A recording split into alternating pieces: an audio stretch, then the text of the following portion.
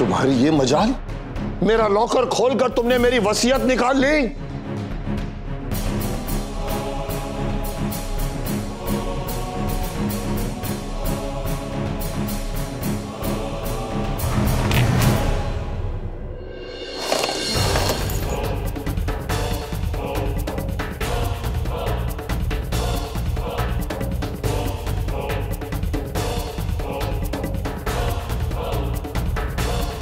तो ओरिजिनल चाबी अपनी जगह पर मौजूद है। इसका मतलब है तुमने मेरे लॉकर की डुप्लीकेट चाबी बना ली। देख रही हो बहू रानी, यह है दीवान खानदान का वारिस, और वो भी जब सब गोल्डन प्लेटर पर मिला हुआ हो उसके बावजूद। कुछ नहीं मिला है मुझे, और अब तो आपने मुझसे मेरी होप भी छीन ली है, क्योंकि हक के हिसाब से हमारे खानदान की पूरी प्रॉपर्टी मुझे मिलनी चाहिए थी। एक बाहर वाली लड़की को हमारे खानदान की प्रॉपर्टी का हिस्सा कैसे दे सकते हैं आप? ये हमारी प्रॉपर्टी क्या कर रहे हो तुम? हाँ, तुम्हारी प्रॉपर्टी कब से हो गई है? ये मेरी प्रॉपर्टी है, मेरी कमाई से बनी हुई। वैसे तुम्हें शिकायत किस बात की है? हाँ? तुम्हें भी तो अपने बराबर का हिस्सा मैंने दिया है। रूबल, अरे मैंने तो सारा घर छान मारा और तुम यहाँ हो। आप इतने सीरियस क्यों हैं डैडी जी? मेरे लॉकर को डुप्लीकेट चाबी से खोलकर मेरे होनहार पोते ने मेरी वसीयत पढ़ ली।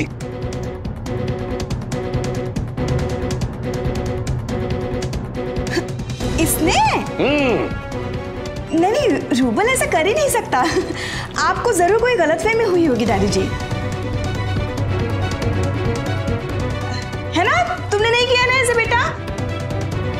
रूबल, मैंने तुमसे कुछ पूछा बेटा,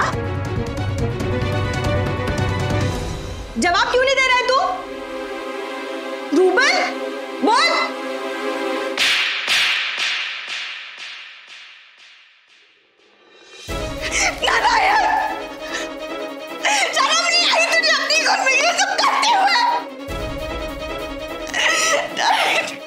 क्यों आएगी शर्म? क्यों आएगी शर्म मुझे? आपको पता भी है दादाजी ने क्या किया? इन्होंने हम सब के साथ इस पंखुड़ी को भी प्रॉपर्टी का हिस्सा दिया है, जबकि वो हमारे ब्लड रिलेशनशिप में है नहीं। फिर भी ये क्यों भूल रहे हो कि तुम्हारी मॉम का भी इस खानदान से कोई ब्लड रिलेशन नहीं है। कोई भी बहू रानी ससुराल से ब्लड रिलेशन से नहीं जुड़ती। घर की बहू खून के नहीं, धर्म के रिश्ते से घर की सदस्य बनती है, और धर्म का रिश्ता बरखुरदार खून के रिश्ते से ज्यादा बड़ा होता है। तो इसका भी तो बहू का रिश्ता नहीं है प्रॉपर इस घर से। नाना जी, रहने दीजिए ना इस बात को। आप क्यों टेंशन ले रहे हैं? आप प्लीज बैठ जाइए, आपकी तबीयत खराब हो जाएगी। अरे तबीयत ठीक रख के भी क्या करना है अब? मैं तो इस घर के आने वाले कल को अंधेरे में डूबता हुआ देख रहा हूं। अगर इस खानदान का वारिस ही ऐसा खुदगर्ज हो तो उस घर का कुछ नहीं हो सकता, कुछ नहीं हो सकता। रूबल भैया ठीक कह रहे हैं नाना जी, मेरा इस प्रॉपर्टी में कोई हिस्सा नहीं बनता और मुझे चाहिए भी नहीं। मुझे सिर्फ आपका आशीर्वाद चाहिए। देखा, जिसे तुम बाहर वाले कह रहे हो वो कितने अपनेपन की बात कर रही है। तुम्हारा वो नाइटमेयर तो सही साबित नहीं हुआ ना? तो तुम्हें डर था कि मैं सब कुछ लिखकर आदि के नाम कर दूंगा। मैं कंपैरिजन नहीं करना चाहता, मगर जब तुम इस तरह की हरकतें करते हो ना तो मुझे कंपैरिजन करना पड़ता है। अगर तुम्हारी जगह पर यह आदि होता और मैं सारी की सारी प्रॉपर्टी तुम्हारे नाम पर लिख देता तो वो एक लफ्ज भी नहीं कहता। आदि इतना आइडियल है, बता चुके आप मुझे। But what about my dad, हाँ? वो तो आपके आइडियल बेटे हैं ना, आपके बच्चों में सबसे बड़े। उन्होंने तो आपसे कभी बहस नहीं की ना। हर बार वो वही करता है जो आप कहते आए हैं। उनका उसको क्या मिला? हाँ, चुप, एकदम चुप। एक और शब्द बदतमीजी से बोला ना अपने दादाजी से तो फिर देखना मैं ये भूल जाऊंगी कि तुम अब बड़े हो गए हो। चलो यहां से, चलो। I'm sorry डैडी जी। चलो।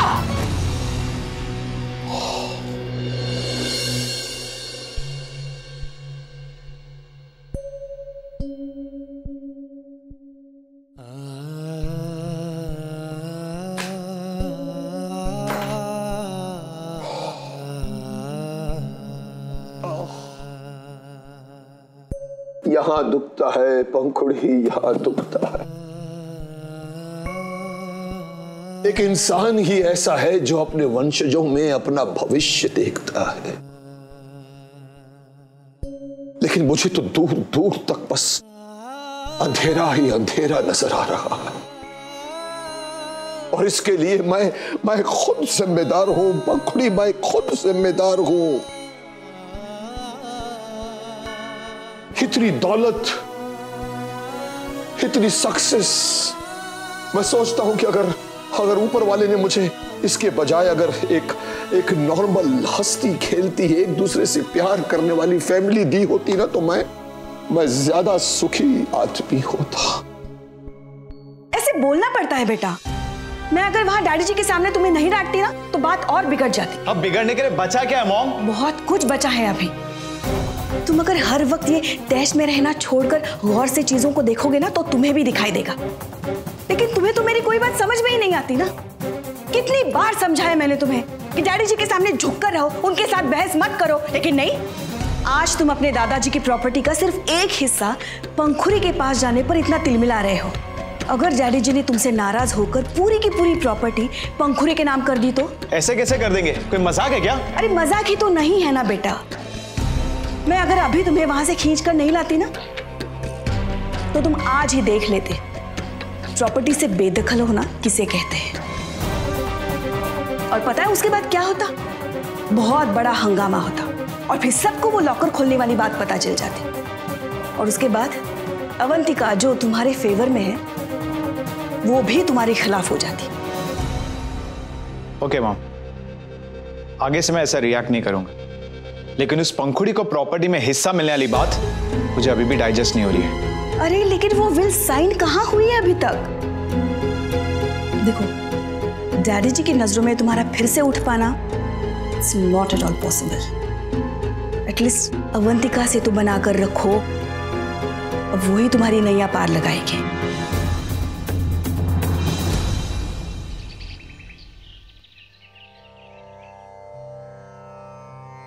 प्रसाद,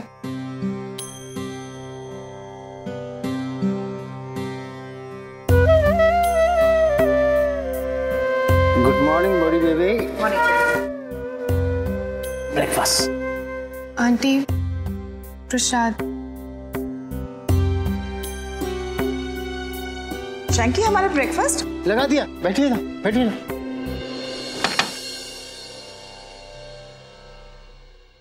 कोर्ट का सामान है जी।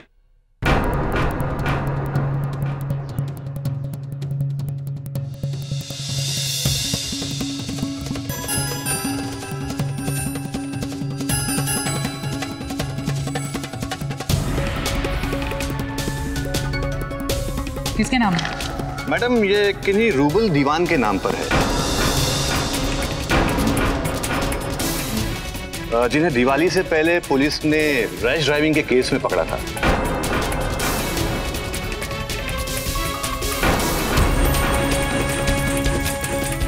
और 3-4 बार उन्हें कोर्ट ने नोटिस भी भेजा था, लेकिन वो हाजिर नहीं हुए, इसलिए समन आया है। Are you sure ये रूबल दीवान के नाम पर है? जी हाँ, उन्हीं के नाम पर है।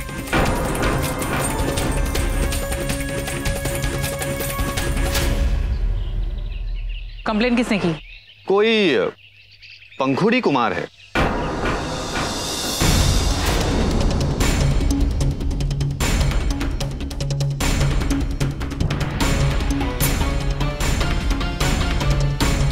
लीजिए। और मैडम आपकी सिग्नेचर चाहिए यहाँ पे।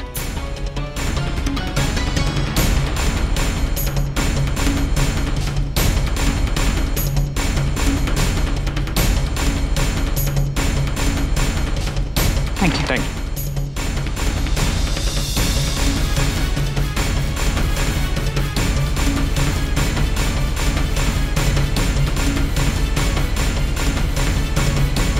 ये सब क्या है? मुझे किसी ने बताया क्यों नहीं? मुझे भी नहीं बताया तुमने बेटा। मुझे पता ही नहीं था कि ये आदि की। और बुआ, इसमें मेरी कोई गलती थी नहीं। गलती उस ओल्ड लेडी की थी। मैं तो गाड़ी बहुत सेफली ड्राइव कर रहा था, वही चलती गाड़ी के सामने आ गई थी। वो तो मैंने लास्ट वीक ब्रेक मार लिया बुआ, वरना वो तो। और इन्हें मिसअंडरस्टैंडिंग होगी, इन्होंने पुलिस कंप्लेंट कर दी और आज ये समन घर पे आ गया। रूबल भैया झूठ बोल रहे हैं आंटी। एक तो ये पीकर गाड़ी चला रहे थे, ऊपर से इतनी तेज चला रहे थे, इतनी रैश ड्राइविंग कर रहे थे कि मैं इनकी गाड़ी के नीचे आती आती बची। और ये माफी मांगने के बजाय हम ही पर चिल्लाने लगे, धमकियां देने लगे, इसलिए बात इतनी बढ़ गई।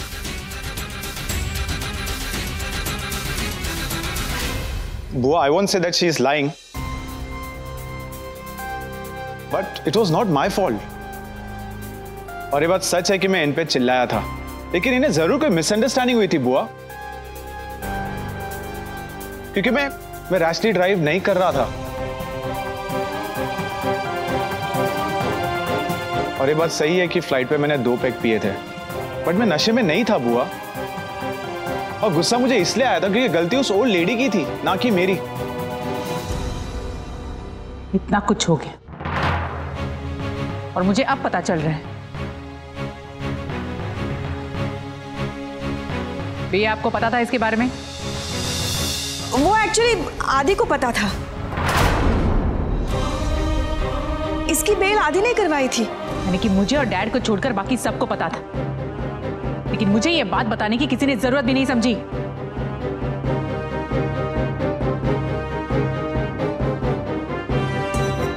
तक कि मेरे अपने बेटे ने भी नहीं। मुझे हैरानी नहीं है इस बात की कि आजकल मेरा बेटा मुझसे ही बहुत सारी बातें छुपाने लगा है। और तुम? अब सामान आए तो जाना तो पड़ेगा ही, अब कुछ नहीं हो सकता।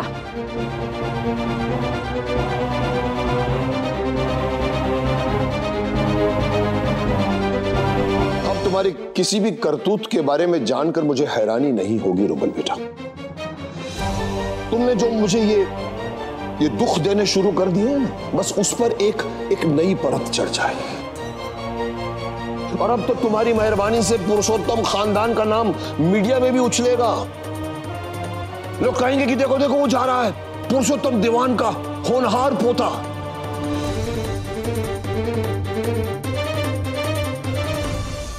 शैंकी, तुम्हारा ये डब्बा लेके क्यों आया? मैंने कहा था ना मैं इस डब्बे का खाना नहीं खाऊंगा। हाँ, तुम्हें कल इसलिए खाया था क्योंकि मुझे खाना वेस्ट नहीं करना था, लेकिन आज नहीं खाऊंगा मैं। आपको खाना भी नहीं चाहिए, क्योंकि ये आपका नहीं, बड़ी बेबी यानी कि आपके माताजी के लिए लाया हूं मैं। एक बात बोलूं बेटा, लगता है आज भी आपने खाना नहीं खाया है। अब पंखुड़ी बिटिया को क्या पता कि उनके हाथ के बना हुए खाने का आज भी वेट हो रहा है। मैं क्यों वेट करूंगा उसके खाने का? हाँ, मैं घर से खाना खाकर आया, वो दादी ने मेरा ब्रेकफास्ट बनाया था, और यहाँ आकर मैंने वो पिज्जा ऑर्डर किया था, तो आई एम ओके। आप जाइए और मॉम को ये खाना सर्व कीजिए। बेटा बेटा एक मिनट, आज सुबह कोर्ट से सम्मन आया था। हाँ, वो पंखुड़ी बिटिया ने जो रूबल पे केस किया है ना, उसका सबके सामने ही आया था। मुझे लगा शायद आपको पता होगा सम्मन के बारे में। anyway, मैं खाना देके आता हूँ।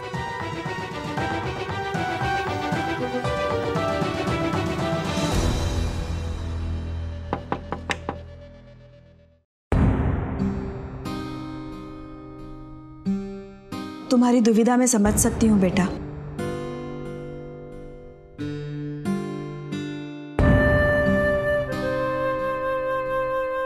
तुम्हारी चिंता अपनी जगह बिल्कुल सही है बेटा। तुम्हारी जगह अगर मैं होती ना, तो मैं भी यही सोच रही होती कि क्या करूं। मैं तुमसे ये तो नहीं कहूंगी कि रूबल के खिलाफ तुमने पुलिस में जाके कोई गलती की है, लेकिन फिर भी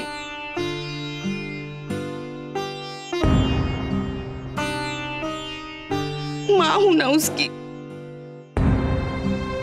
माँ, इसलिए तुमसे रिक्वेस्ट कर सकती हूँ मत करो ऐसा, आखिर वो भी देवर है तुम्हारा।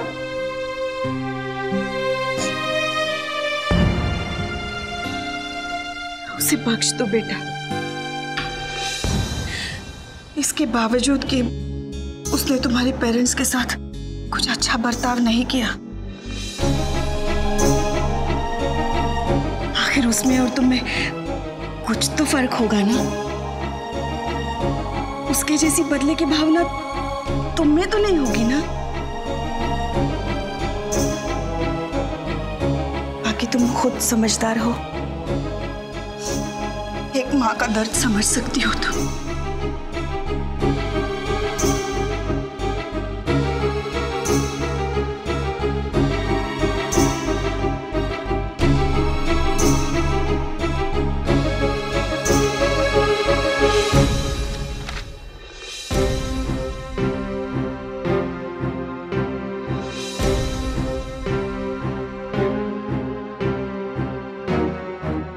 मुझे ये इन्फॉर्मेशन क्यों नहीं दी गई? कैसी इन्फॉर्मेशन हो? रूबल का ड्रंक ड्राइविंग, पंखुड़ी का उस पे केस करना। पता नहीं तुम लोग मुझसे बातें छुपाते क्यों रहते हो? और तुम समझदार लड़के हो ना, एटलीस्ट ऐसा पोर्ट्रे तो करते हो। फिर तुम्हें पता नहीं कि ड्रिंक एंड ड्राइव गलत है? इस छोटी सी बात को मीडिया पता नहीं कितनी बड़ी बात बनाकर फैलाएगी। चुप क्यों हो? Answer me damn it. I am sorry बुआ जी।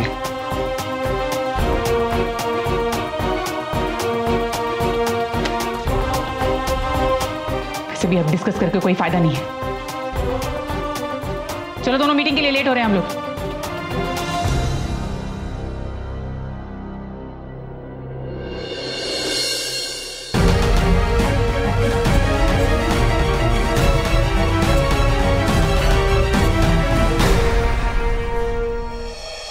डूड, जो पंखुड़ी कर रही है बहुत गलत कर रही है। उसे इस केस में आगे जाने से मना कर दे आदि। इस केस में उसका आगे जाना उसके लाइफ की सबसे बड़ी गलती होगी और इस गलती की उसे बहुत बड़ी कीमत चुकानी पड़ेगी। रूबल, मैं तुझे ऑलरेडी वॉर्न कर चुका हूं, आज दोबारा कहता हूं, पंखुड़ी को मैं कुछ होने नहीं दूंगा। और अगर तूने जरा सी भी कोशिश की उसे हार्म पहुंचाने की ना, ये तेरी जिंदगी की सबसे बड़ी गलती होगी। अगर पंखुड़ी मेरे लाइफ में ट्रबल डालती है तो तुझे क्या लगता है मैं उसे छोड़ दूंगा? अगर पंखुड़ी ने केस वापस नहीं लिया ना तो उसके साथ तो डेफिनेटली अच्छा नहीं होगा। और तू उसे कैसे बचाएगा? हाँ, भूल गया तुम तो एक दूसरे के सामने आ भी नहीं सकते।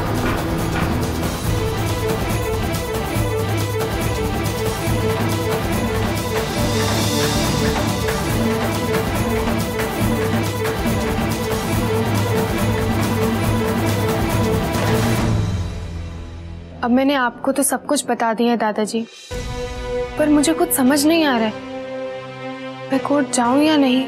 बेटा, मामला तो पेचीदा है, लेकिन मेरा मानना है कि हमेशा दिल की आवाज सुननी चाहिए। क्या है, दिमाग रास्ता बताता है लेकिन दिल सही रास्ता बताता है। तुम अपनी आंखें बंद करके अपने दिल की आवाज सुनो और उसके आधार पर अपना फैसला लो। ठीक है दादाजी, आपने जैसा कहा है मैं वैसा करती हूँ। मुझे पूरा यकीन है कि तुम बिल्कुल सही फैसला लोगी बेटा।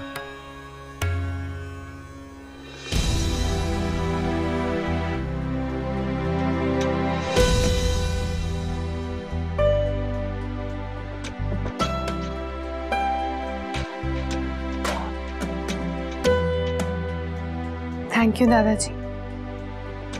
अब मैं अपने दिल की बात सुनूंगी और आगे बढ़ूंगी और सच का साथ दूंगी। मैं कल कोर्ट गवाही देने जाऊंगी।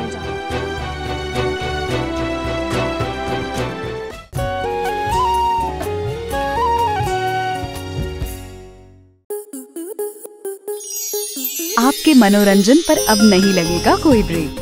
स्टार प्लस के बेहतरीन शोज देखने के लिए लाइक, शेयर और सब्सक्राइब करें स्टार प्लस यूट्यूब पेज को।